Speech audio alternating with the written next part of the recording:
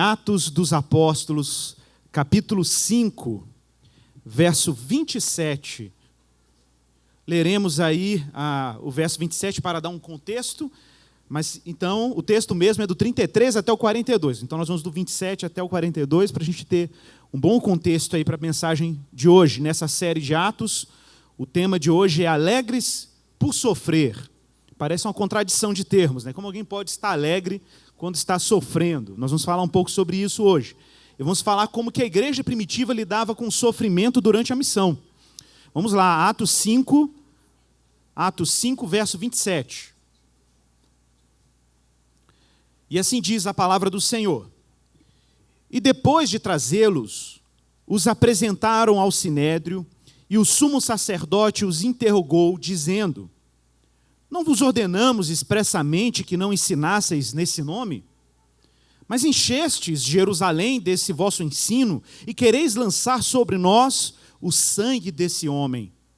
Respondendo Pedro e os apóstolos, disseram: é mais importante obedecer a Deus do que aos homens. O Deus de nossos pais ressuscitou Jesus a quem vós matastes, pendurando-o no madeiro. Sim, Deus com a sua destra o elevou a príncipe e salvador para conceder a Israel o arrependimento e o perdão de pecados. E nós somos testemunhas dessas coisas. E também o Espírito que concedeu aos que lhe obedecem. Ouvindo isso, eles se enfureceram e queriam matá-los. Então certo fariseu, chamado Gamaliel, doutor da lei, respeitado por todo o povo, levantou-se no sinédrio e mandou que aqueles homens saíssem por um momento. E prosseguiu: homens israelitas, tende cuidado com o que estáis para fazer a estes homens, porque há algum tempo surgiu Teudas dizendo ser alguém. A ele se ajuntaram os 400 homens, mas ele foi morto, e todos os que lhe obedeciam foram dispersos e reduzidos a nada. Depois dele, nos dias do recenseamento, surgiu Judas, o Galileu, e se desencaminhou a muitos que o seguiram. Mas ele também morreu, e todos os que lhe obedeciam foram dispersos. Agora vos digo, afastai-vos destes homens e deixai-os livres, pois se este projeto ou esta obra for dos homens, se desfará. Mas se é de Deus, não podeis derrotá-los, para que não sejais achados combatendo contra Deus. Então, concordaram com ele, e chamando os apóstolos, aplicaram-lhes chicotadas e ordenaram que não falassem em nome de Jesus. E então os soltaram. E eles retiraram-se de diante do sinédrio, e alegres por terem sido julgados dignos de sofrer afronta por causa do nome de Jesus. E todos os dias no templo e de casa em casa, não cessavam de ensinar e de anunciar Jesus o Cristo. Vamos orar. Vamos pedir a Deus para que nos conceda a graça da iluminação da sua palavra.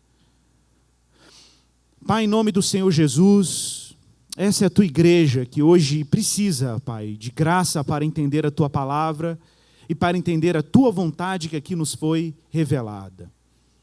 Pai, obrigado porque toda escritura é divinamente inspirada. Ela é apta para ensinar, para repreender, para corrigir, para instruir em justiça, a fim de que todo homem de Deus seja perfeito e perfeitamente habilitado para toda a boa obra. Que o Senhor nos conceda a graça, Pai, de discernirmos a tua vontade, de compreendermos o teu querer para nós. Pai, não leve em consideração as nossas fraquezas, porque aprove ao Senhor falar com gente fraca e por meio de gente fraca. Mas que o teu Espírito opere em nós e através de nós, para que o teu nome seja glorificado e para que o nome de Cristo seja honrado entre nós e entre o teu povo, Pai. Aquele que peregrina em busca de sentido e propósito, aquele que está em busca, ó Pai, de propósito para a sua vida, aquele que está com o coração inquieto, que também seja iluminado e o seu coração abrandado.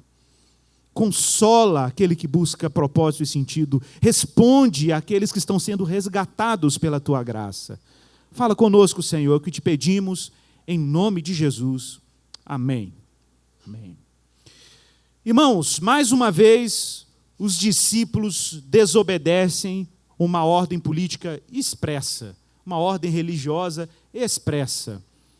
Nós já vimos aqui como os discípulos foram conduzidos numa primeira incursão missionária no Monte do Templo até o tribunal judaico, o Sinédrio, e foram ameaçados pelas autoridades políticas e religiosas que não falassem mais em nome de Jesus. E os discípulos insistem na tarefa, insistem na missão, de que nesse caso importa muito mais obedecer a Deus do que aos homens. E eles insistem nisso. Como fora dito outrora, eles não podiam deixar de falar e de anunciar aquilo que eles estavam vendo e ouvindo.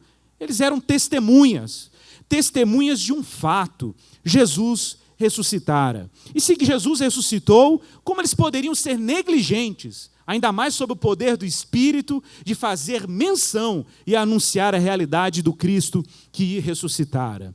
Ora, observe que o texto aqui é insistente.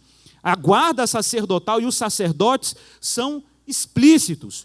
No verso 28, não vos ordenamos expressamente que não ensinasseis nesse nome? Essa era a questão. A questão é que, apesar da ordem de autoridades religiosas e políticas legítimas, importante mencionar isso aqui, autoridades legítimas, autoridades que estavam ali constituídas pela força da lei, mas essas autoridades, em alguma medida, estavam indo contra algo que Deus estava realizando na cidade de Jerusalém. Deus estava levantando um time apostólico de testemunhas que estavam insistindo na mensagem: Jesus, aquele que vós crucificastes, ressuscitou. Irmãos, basicamente os apóstolos estavam sendo coerentes com alguns fatos. Coerentes com Deus, coerentes com um evento que foi a ressurreição e coerentes com uma missão. Coerentes com Deus, porque como eles mesmos dizem, é muito mais importante se submeter à ordem divina do que à ordem de qualquer homem. Ainda que reconheçamos que os homens podem de fato exercer autoridades autênticas, autoridades legítimas, a partir do momento que essas autoridades temporais, humanas, colocam um cristão contra a vontade de Deus, nós optamos por obedecer a Deus e desobedecer aos homens, porque toda autoridade temporal, por mais legítima que seja, é uma autoridade relativa, não é absoluta. Absoluto só Deus, absoluto somente o Criador. E de fato, meus irmãos, até as autoridades mais simples, como autoridades familiares, autoridades religiosas, eu como pastor, como líder, como alguém que exerce algum tipo de autoridade na igreja, ou Guilherme, ou qualquer outro pastor, se a gente impor a vocês qualquer tipo de ordem ou qualquer tipo de ensinamento que fere a ordem expressa de Deus e explícita na sua palavra, vocês precisam nos desobedecer. O verso 30 ainda é mais explícito. Deus, de alguma forma, não aceitou o julgamento religioso dos judeus. Os judeus montaram um julgamento falso contra Jesus, recorreram às autoridades romanas, entregaram um judeu na mão dos pagãos para ser julgado inocente. Jesus era inocente. A acusação de que ele arrogava para si poder real era uma falsa acusação, apesar que de fato ele era rei. Mas ele sequer, em algum momento do seu ministério, arrogou isso para si. Mas a acusação é que Jesus se autodeclarara rei dos judeus. Era isso que estava escrito na placa, na sua crucificação. Jesus Nazareno, rei dos judeus. E foi condenado na crucificação, que dentre os métodos romanos de cumprir a pena capital, de matar as pessoas, era a única que tinha uma finalidade explicitamente política. Ser crucificado era ser erguido publicamente e era publicizar a condenação de alguém. E quem morria em cruz geralmente era alguém que cometia algum tipo de crime político. Ironicamente, Jesus, aquele por quem Deus fez com que todos os poderes fossem constituídos, estava crucificado por aqueles poderes que o próprio Deus colocou ali. A questão, meus irmãos, é que se Jesus ressuscita, há um problema. E o problema é, essas autoridades, elas estavam errando em algum nível. Porque se todo mundo reconhecia sacerdotes, o sinédrio e até as autoridades romanas com algum nível de poder sobre aquela região, se Jesus ressuscita, isso era um certificado de fracasso do julgamento daquelas autoridades. Porque se o próprio Deus ressuscita Jesus, É Deus dizendo, vocês que o julgaram, cometeram um grande erro. Cometeram um grande erro. Deus estava dizendo que aqueles poderes estavam fracassando em algum nível, apesar de legitimamente constituídos, ao menos as autoridades judaicas. E os discípulos são explícitos. Nós somos testemunhas. Nós somos testemunhas. E também temos o Espírito Santo para dar esse testemunho. Nós já vimos isso quando Jesus ascende aos céus, em Atos capítulo 1, verso 8, quando ele diz, ficai em Jerusalém, até que do alto sejais revestidos de poder, e recebereis poder ao descer sobre vós o Espírito Santo, e vocês serão minhas testemunhas. Jerusalém, Samaria, Judeia, até os confins da terra. Em João 15, 26, Jesus descreve o poder do Espírito, o Consolador, como o Espírito que daria testemunho dele. Testemunho dele. E diz o texto, no verso 33, que depois de conduzidos ao sinédrio e se defenderem nessas palavras, no verso 33 os soldados se enfurecem e queriam matar os apóstolos. Entretanto, entra na cena, nesse cenário, um personagem interessante. Um mestre judeu, um rabino chamado Gamaliel. Para quem não conhece Gamaliel, ele provavelmente era neto de um grande mestre judeu da época de Jesus, que a Bíblia não menciona o nome dele, mas era muito conhecido na tradição judaica, o rabino Hillel, que morreu aí por volta do ano 5 depois de Cristo. E o rabino Gamaliel era neto dele, era de uma longa tradição farisaica. A questão é que Gamaliel, além de ser altamente respeitado, e para quem não sabe, você tinha na época de Jesus pelo menos 4 seitas judaicas, das quais 2 eram muito expressivas, e que tinham uma presença muito forte dentro do Sinédrio, um tribunal que tinha aí por volta de 72 membros. Agora imagine que grande parte dos membros do Sinédrio, desse tribunal judaico, era composto por saduceus. Os fariseus eram minoria nesse tribunal. Os saduceus eram uma classe aristocrática, religiosa, era uma elite religiosa ligada ao sacerdócio do templo, ligado àqueles que exerciam os sacrifícios, as ofertas e a manutenção do culto judaico no templo de Jerusalém. Mas era uma elite, e era uma elite que tinha dificuldade em crer nos muitos livros que os fariseus criam. Para quem não sabe, os saduceus, eles criam estritamente no Pentateuco. Eles não criam nos profetas, eles não criam nos livros históricos, não criam nos salmos, não gostavam disso, não acreditavam em nada sobrenatural, não criam em ressurreição dos mortos, em Messias, não acreditavam que Deus podia, que existiam anjos, milagres. Eles eram uma espécie de racionalistas, não acreditavam em nada disso. Entretanto, o povo tinha uma predileção pelo farisaísmo. O farisaísmo era um movimento religioso judaico popular, que tinha muito apelo popular. Agora imagine Gamaliel, um mestre experimentado no judaísmo, ligado à classe mais popular dos judeus, e de fato Gamaliel ele assume um tom mediador durante esse julgamento apressado dos apóstolos, depois de espalharem a boa nova em Jerusalém. Então pense nisso, pense num sinédrio, num tribunal que era composto por vários sábios, mas dentre eles, na minoria, levanta Gamaliel, o maior líder fariseu da época do Segundo Templo. E o próprio texto diz isso no verso 34, que ele era respeitado por todo o povo.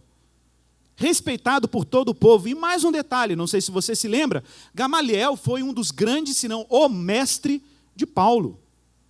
Paulo faz menção disso, nós vamos ver daqui a pouco em Gálatas, quando ele menciona Gamaliel como um grande mestre em quem ele estudou os pés. Gente, para você ter uma ideia, para uma pessoa estudar os pés de Gamaliel no primeiro século, não bastava você simplesmente ser uma pessoa que tinha dinheiro para pagar a boa faculdade, o melhor professor. Para você chegar a Gamaliel, você tinha que superar todos os seus mestres, desde as escolas básicas judaicas, e aí os seus mestres iam te migrando para os mestres melhores. E quando você era insuperável, você chegava em Gamaliel. Depois de Gamaliel não tinha outra opção. Não tinha outra opção na perspectiva da religião dos judeus. Então pensa que Paulo estudou os pés de Gamaliel porque ele era simplesmente o melhor mestre da lei do judaísmo do primeiro século. Era o melhor que tinha. E Gamaliel, então, diante desse cenário de tensão, lembrando que a fé cristã está se espalhando em Jerusalém, a propósito, inclusive entre os fariseus, entre aqueles que tinham predileção pelo farisaísmo, e de repente, Gamaliel se levanta e menciona pelo menos 2 casos. Menciona o caso de um homem chamado Teudas, no verso 36, e um outro caso de um homem chamado Judas, no verso 37. Possivelmente eram 2 líderes envolvidos com movimentos de revolução contra o Império Romano. Há hipótese de que até se envolveu com algum nível de movimento religioso. Mas a ideia básica eram 2 líderes revolucionários. E quando Gamaliel cita esses 2 exemplos, nos 2 exemplos eram movimentos que tinham líderes expressivos, mas que quando esses líderes foram mortos, o primeiro efeito sobre esses movimentos é que esses movimentos acabaram. É que as pessoas que se ligaram a esses movimentos revolucionários, eles tinham simplesmente sido dispersos. E esse movimento morreu. Então a solução de Gamaliel é muito prática. E é muito sábia na perspectiva dele. É de que, olha, se esse movimento de Jesus for um movimento qualquer, como já tivemos exemplos aqui na nossa cultura de Teudas e Judas, ora, esse movimento vai acabar. Esse movimento vai dispersar. E ele diz claramente no verso 38, agora vos digo, afastai-vos destes homens e deixai-os livres, pois se este projeto ou esta obra for dos homens, ela se desfará. Agora, se essa obra for de Deus, vocês não podem derrotá-los, para que não sejais achados combatendo contra Deus. Claro que a regra de Gamaliel é questionável. A gente sabe que existem movimentos legítimos que são dispersos, e a gente sabe de movimentos ilegítimos que às vezes até têm algum tipo de êxito, por um bom tempo. A questão não é essa. A questão é que Gamaliel meio que pavimenta o caminho para legitimar o testemunho da ressurreição de Jesus, pelo menos entre a classe farisaica. Olha, eu não acharia muito impossível que, quem sabe, dentro da narrativa de Atos, daqui a alguns capítulos está Estevão sendo apedrejado e o apóstolo Paulo, o aluno de Gamaliel, testemunhando o apedrejamento de Estevão, né, como alguém que ouvira até essa sentença. Ou se não ouvira, pelo menos foi criado na educação e na sabedoria de Gamaliel. E observe o verso 39. Tomem cuidado para que não sejais achados combatendo contra Deus. Curioso, porque essa frase, combatendo contra Deus, remete à frase que o próprio Jesus disse para Paulo, a caminho de Damasco, quando diz, por que me persegues? De alguma maneira, Paulo foi um aluno de Gamaliel que perdeu talvez uma aula. Pelo menos eu acho que essa ele perdeu.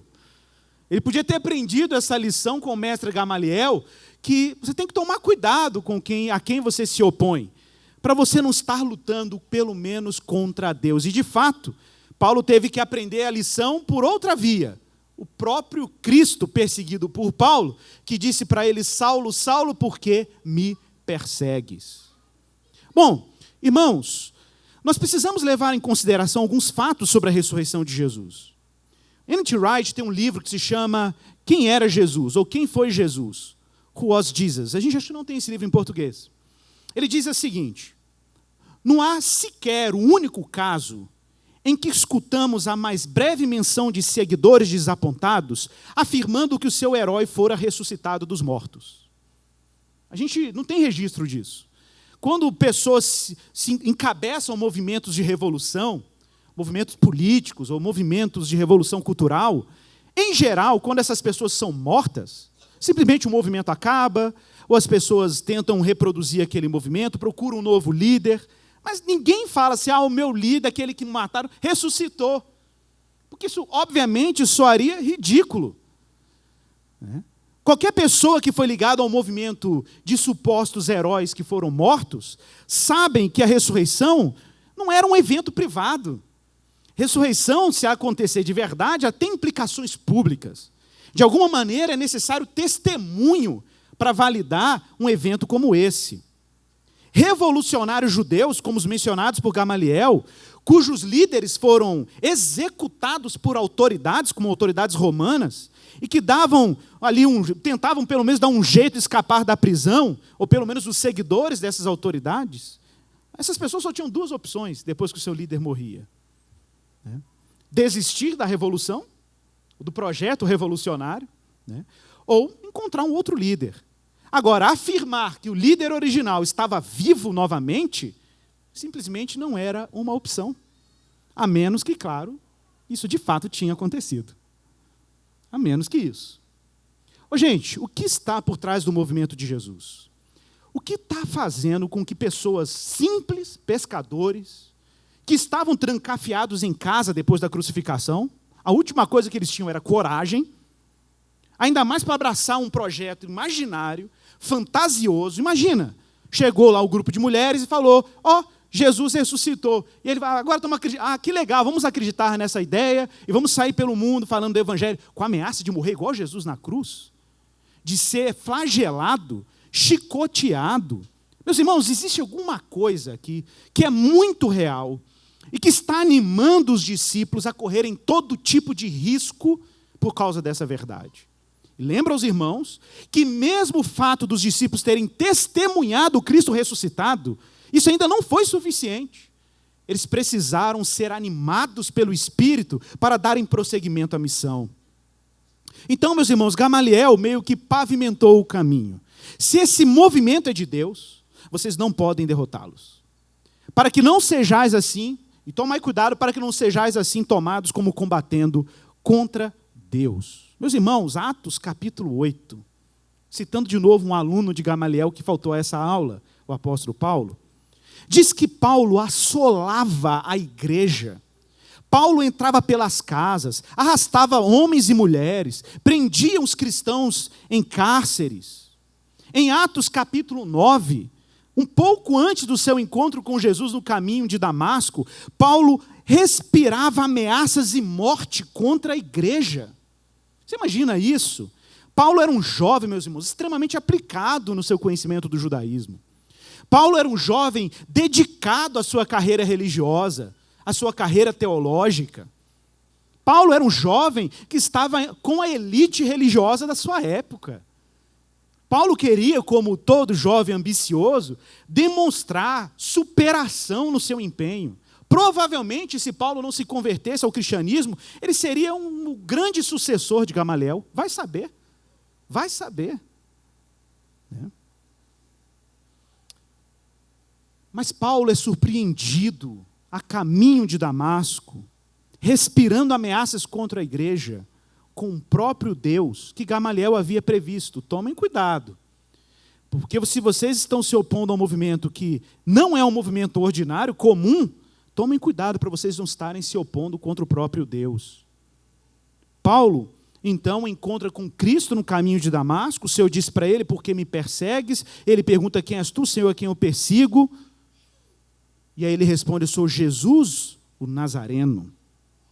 Gente, em Atos capítulo 22, verso 3, quando Paulo está diante desse mesmo tribunal, o Sinédrio, já convertido, obviamente, fazendo suas viagens missionárias, Paulo então é conduzido a Jerusalém, antes da sua viagem a Roma, e lá ele é julgado exatamente como os apóstolos foram, como Jesus foi, e aí ele tem que dar testemunho.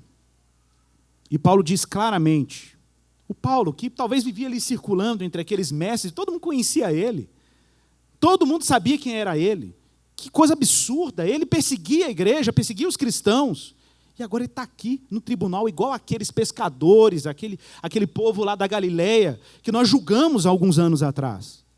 E Paulo, em Atos 22, 3, dá um claro testemunho, eu sou judeu, nascido em Tarso da Cilícia, criado nesta cidade, em Jerusalém. Ele não era igual aos outros discípulos, que você podia até alegar que eram iletrados, pessoas simples, que não tinham escolaridade. Não, Paulo era de casa, Paulo era do centro acadêmico judaico do mundo antigo. Ele cresceu ali, instruído no rigor da lei, aos pés de Gamaliel, sendo zeloso para com Deus. E aí ele dá mais um testemunho, verso 4. Eu persegui este caminho até a morte. Algemava, mandava prisão, tanto homens quanto mulheres. O sumo sacerdote que está aqui é minha testemunha acerca disso, porque eu pedia carta para ele, eu pedia conselho aos líderes deste conselho, os líderes do Sinédrio. Imagina, Paulo lá marcava o café da manhã, ô Rabi, o que você acha? Eu estou pensando em pegar uns cristãos hoje. Você acha que é isso? Esse movimento está atrapalhando o negócio aqui em Jerusalém, está roubando a pureza da nossa religião. Todo mundo sabia quem era Paulo. Todo mundo sabia quem era aquele homem. Deles também recebi cartas para os irmãos e prossegui para Damasco a fim de trazer algemados para Jerusalém os que ali estivessem para que fossem castigados. Quando, porém, estava a caminho e já próximo de Damasco, por volta do meio-dia, de repente, do céu brilhou uma intensa luz ao meu redor e caí por terra. E aí ele ouviu a frase clássica: Saulo, Saulo, por que me persegues? Meus irmãos, a obra apostólica e o testemunho da ressurreição depende acima de qualquer circunstância, de qualquer esforço missionário, acima de qualquer disposição humana, do alto compromisso que Deus tem com a sua própria história. Deus tem um alto compromisso com a sua missão, a missão de Deus. Pense nisso, que antes de qualquer missionário, antes de qualquer obreiro, antes de qualquer evangelista, antes de você dizer sim para o chamado divino, Deus está em um alto compromisso para a glorificação do seu nome. Deus está em missão. E se Deus está em missão, Ele fará tudo para que a sua missão tenha êxito. Ele vai usar qualquer circunstâncias, líderes religiosos, autoridades políticas, não importa quem se coloque no caminho dele. Porque tudo bem, Deus podia simplesmente ter eliminado Paulo como um entrave para a sua missão. Mas a ironia é que Deus pega aquele que era um entrave para a sua missão e transforma ele num missionário. Isso é assombroso. Isso mostra a soberania de Deus sobre a história. A soberania de Deus para salvar quem Ele quiser salvar. Quem Ele quiser abrir os olhos. Eu já brinquei aqui na igreja, né? Quantas vezes você está vendo essa cena de Saulo, o perseguidor da igreja, com seus planos bem desenhados, planejando eliminar a comunidade cristã, e aí Paulo, cheio do seu livre-arbítrio, né? Estou sendo irônico, diante de Jesus dizendo: te escolhi. Você agora vai ser um vaso escolhido e você vai aprender o quanto importa sofrer pelo meu nome. Você imagina, né? Tem gente que imagina nesse momento Paulo dizendo assim: legal a proposta, mas acho que não. Eu tenho outros planos, Jesus. Levanta a mão e aceita Jesus, Paulo. Hoje não. Deixa para amanhã, quem sabe depois que eu organizar a minha vida, eu vou crer em Jesus. Paulo não tem essa opção, meus irmãos. Paulo não tem essa opção. Paulo não tem como resistir o chamado divino de Cristo. Paulo é simplesmente desafiado a ver o tamanho do seu engano, a fragilidade dos seus planos, como seus planos eram ridículos, medíocres, diante dos planos eternos de Deus de salvação. Olha, Paulo diz isso claramente em 1 Coríntios 15, 13. Paulo vai dizer lá sobre a ressurreição e a realidade da ressurreição. A ideia é essa, meus irmãos, a ideia é que Deus está se revelando como um Deus que venceu a morte. O Deus que venceu a morte em Jesus. E os poderes temporais estão desajeitados. Eles não sabem como lidar com o fato de um Cristo ressuscitado. Aquilo era um certificado de fracasso político. Fracasso religioso. Se o próprio Deus ressuscita Jesus, isso só significava uma coisa: vocês cometeram um erro. E a mensagem é clara. Paulo diz: olha, se Cristo não ressuscitou, a nossa pregação é inútil, a nossa fé é inútil, nós somos falsas testemunhas, ainda estamos nos nossos pecados, os que morreram em Cristo estão perdidos, e nós somos os mais indignos de todos os homens, porque nós temos esperança somente para esta vida. Se Cristo não ressuscitou, Paulo está dizendo: religião para a gente é uma bobeira. A gente está aqui gastando tempo e energia. Vamos comer, vamos beber, vamos para a balada, vamos tomar a balinha lá na festa rave. Entendeu? É orgia sexual mesmo, é droga, é barato, é doideira.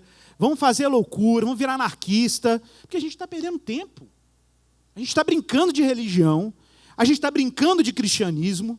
A gente está aqui se iludindo, transformando a fé religiosa num barato a mais. Isso aqui não passa de um baseado a mais na nossa vida, um remedinho a mais para tornar a nossa vida um pouco mais suportável. É isso que Paulo está dizendo. Se Cristo não ressuscitou, meus irmãos, se esse evento não for real, se aquela cova não está vazia, se Cristo de fato não apareceu para os discípulos no final daquela Páscoa, o que nós estamos fazendo aqui? É isso que Paulo está dizendo. Paulo está desafiando a radicalidade da nossa fé. É isso que Paulo está fazendo. Agora, vamos pensar inversamente ao argumento de Paulo. Tudo bem, se ele não ressuscitou, a nossa pregação é inútil, a nossa fé é inútil, nós somos falsas testemunhas. Mas e se ele ressuscitou mesmo? Hein? E se ele ressuscitou de verdade? E se isso for um fato real? Se esse for um evento real e os discípulos estão sendo movidos no poder do Espírito para darem testemunho de um evento real. Se você pegasse uma máquina do tempo e fosse para aquele dia, naquela cova, você ia ver Jesus saindo de lá.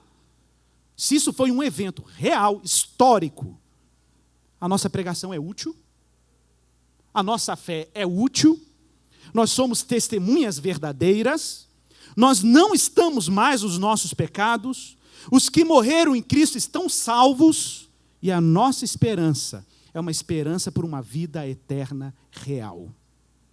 Inverta a lógica. Inverta a lógica de Paulo. Depois do argumento de Gamaliel, de que eles tivessem prudência na oposição a esse movimento em Jerusalém, imediatamente, como uma advertência final, verso 40, os presentes no Sinédrio concordaram com o argumento, e aí os apóstolos foram chamados, porque eles tinham sido retirados do Sinédrio, foram chamados de volta, e adivinha o que fizeram? Chicote neles.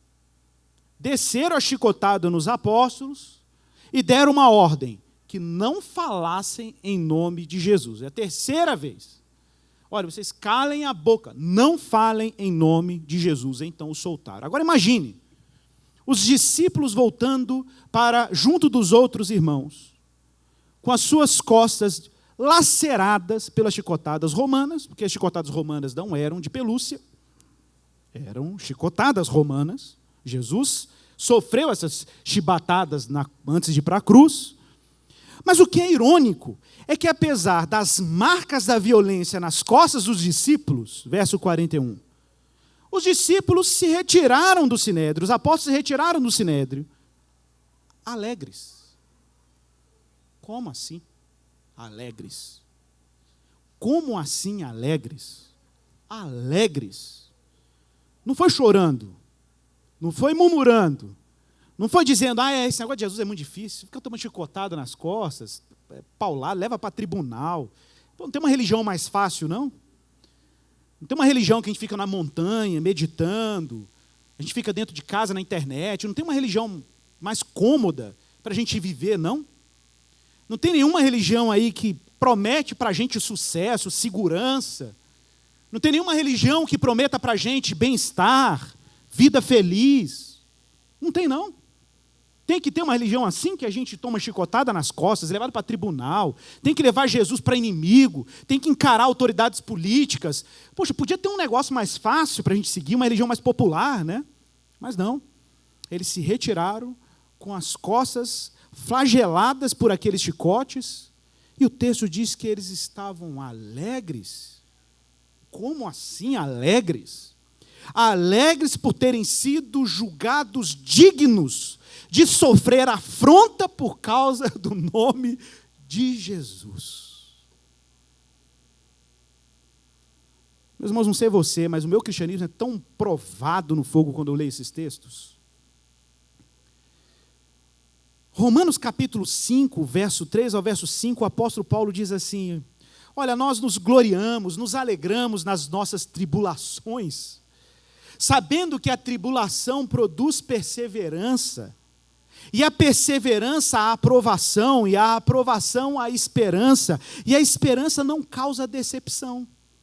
Visto que o amor de Deus foi derramado em nosso coração pelo Espírito Santo que nos foi dado. Irmãos, a esperança, é esse que é o mistério. A esperança faz com que todo sofrimento assuma sentido. O que faz os discípulos se alegrarem, apesar do sofrimento, é que o sofrimento deles não era sem sentido. Irmãos, sofrer por sofrer, nós sofremos. Em vários níveis, várias adversidades. Mas sofrer sem sentido, Sofrer sem propósito. A gente tem sofrimento na nossa vida, você não pode nem chamar de sofrimento. Você olha o sofrimento dos apóstolos, o sofrimento de gente pelo evangelho, você olha para o seu sofrimento e fala, eu tenho até vergonha de dar um nome disso aqui de sofrimento. O namorado que terminou, né? Eu estou sofrendo. Tá bom, ok, eu te entendo. Arranharam a porta do meu carro. Que sofrimento, que tribulação.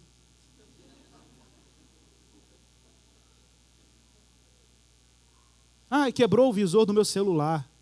O que foi? Está triste? Estou, meu celular quebrou. Meu Deus. Nos gloriamos nas tribulações. Meus irmãos, os apóstolos estavam vivendo uma vida para além deles mesmos. O projeto existencial dos apóstolos transcendia qualquer tentativa de criar um universo confortável para a gente se manter seguro. Os apóstolos se lançavam em missão pelo mundo, a igreja se lançava em missão pelo mundo, correndo todo o risco possível, inimaginável, porque eles sabiam que iam sofrer, mas iam sofrer por algo que realmente valia a pena sofrer. O sentido do sofrimento para os apóstolos assumia um outro significado, porque existia um horizonte de esperança, existia um horizonte de segurança em Deus. Eles sabiam que mesmo que eles morressem, aquilo era só um atalho para chegar naquilo que era real, porque se Cristo ressuscitou, nada era em vão, nada é em vão. A fé não é inútil, a pregação não é inútil, a esperança não é inútil, nada é inútil. Tudo que nós fazemos tem um sentido. Porque a graça de Deus, meus irmãos, concede os recursos para que alguém se alegre mesmo enquanto está sofrendo. Irmãos, eu não estou dizendo aqui que você não estou dizendo aqui que quando os discípulos, os apóstolos, estão tomando chicotada nas costas, não sentiram dor. A dor é real. A dor é real.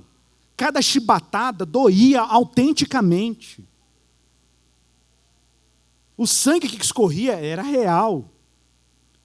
Os mosquitos pousando na ferida depois, era real.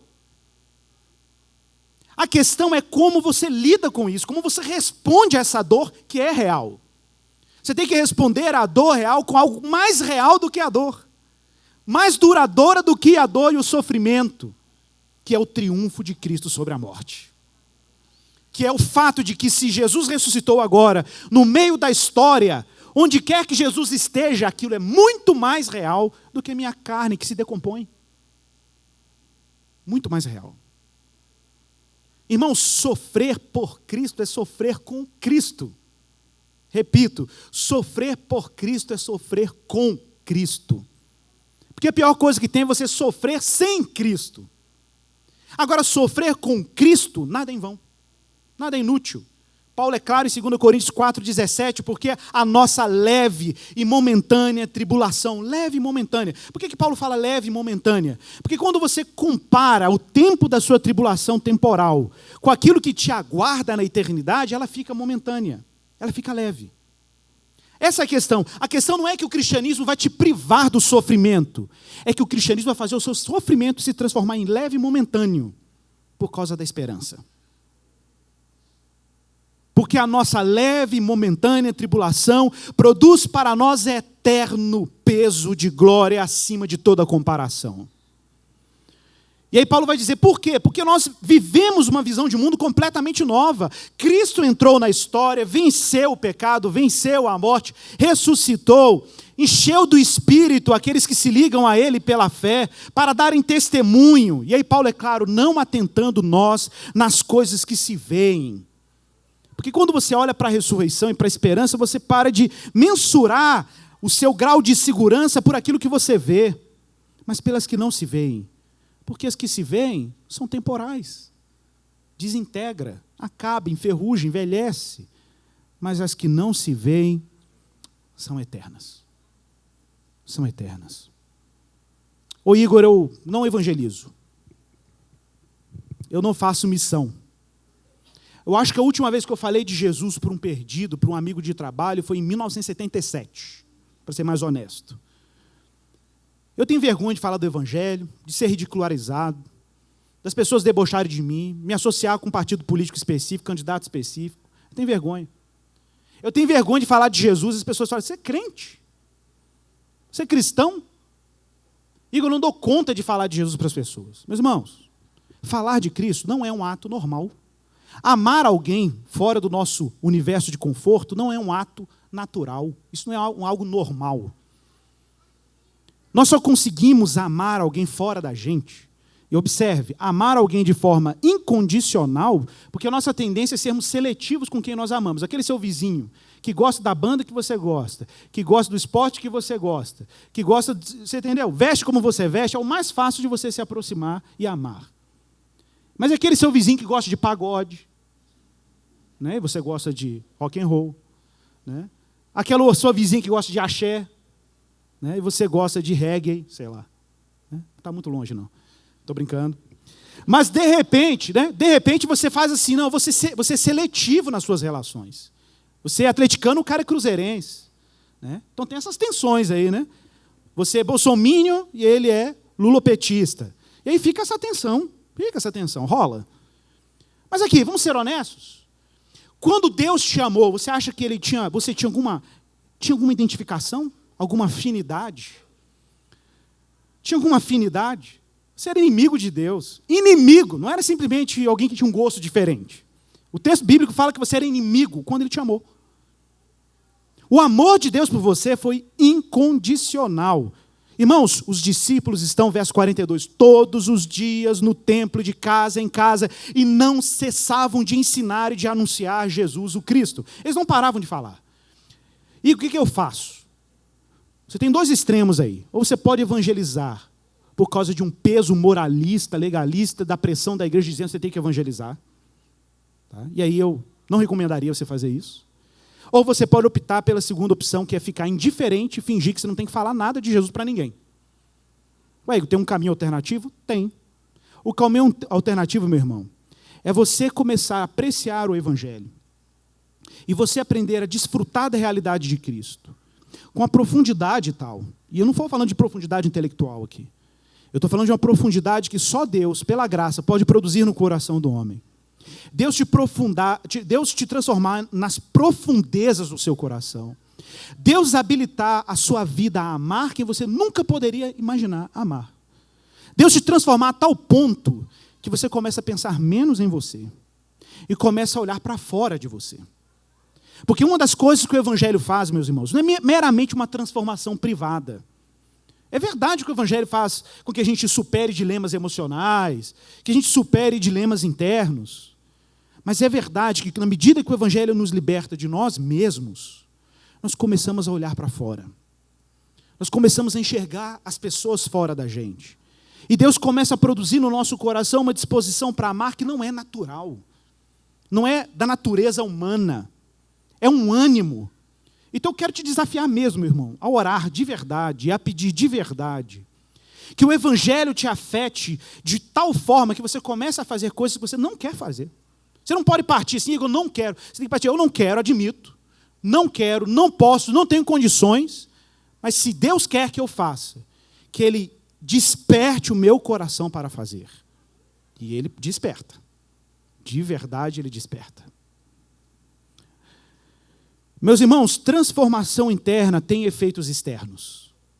Os discípulos estão sendo movidos por uma esperança que é muito maior do que simplesmente se livrar das ameaças, do desconforto da vida diária.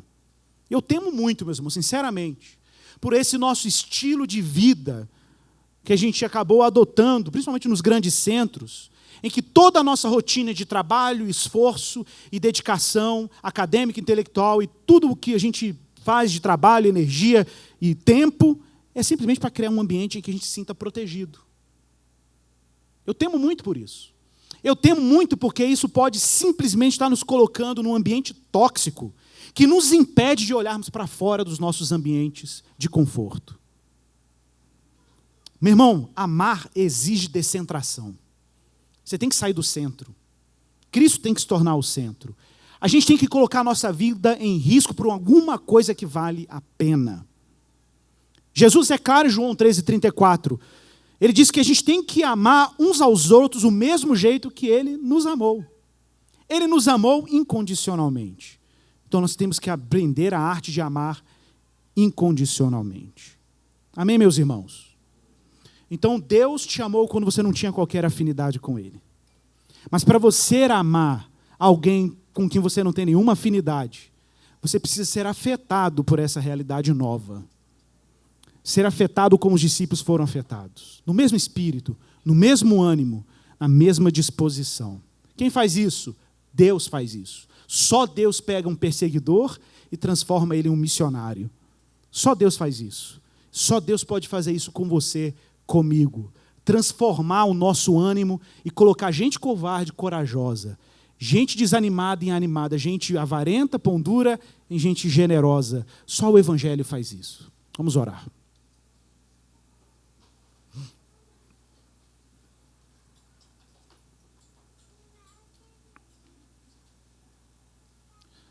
Talvez, meu irmão, o que você esteja precisando não é fugir da possibilidade do sofrimento. O que você esteja precisando hoje é a coragem para que, se eventualmente você sofra, o seu sofrimento tenha sentido a partir daquilo que Cristo é. Se Cristo venceu a morte, como eu sempre insisto aqui, está tudo resolvido, meu irmão. Tudo resolvido. Está tudo resolvido.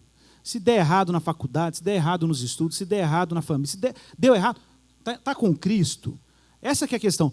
Está com Cristo, está com Jesus ressurreto, está tudo resolvido. Pense nisso, ore sobre isso. Peça a Deus graça aí, para que Ele te ilumine, para que o seu coração se torne cativo do Senhor. Enquanto os nossos irmãos distribuem os elementos, peça a Deus uma renovação do seu coração. Peça a Deus esse ânimo. Peça a Deus essa coragem. Peça a Deus para que dê sentido. Se você está sendo afligido, meu irmão, por um sofrimento autêntico, uma enfermidade, uma oposição familiar, né? Constrangimento na universidade, constrangimento na família. Pense nisso, meu irmão. Pense que o seu sofrimento precisa ter sentido. Esse sentido só é possível quando você tem a esperança da ressurreição como horizonte. Pai, ilumina o teu povo, ajuda o teu povo a discernir a tua vontade. Renova a tua igreja, Senhor. Renova a disposição para anunciar Jesus, para servir as pessoas. Renova a disposição, Pai, para anunciarmos Cristo, não por pressão, não por constrangimento, Pai, mas porque o nosso coração está tão transbordante que nós não temos outra coisa a fazer a não ser comunicar essa boa nova, comunicar essa notícia extraordinária do que Deus anda fazendo no mundo. Então abençoe o teu povo para que supere essa tendência de voltar para dentro de si mesmo e olhar para fora, transbordando o amor de Deus no mundo, naquilo que Cristo é e fez. É a nossa oração em Cristo Jesus. Amém.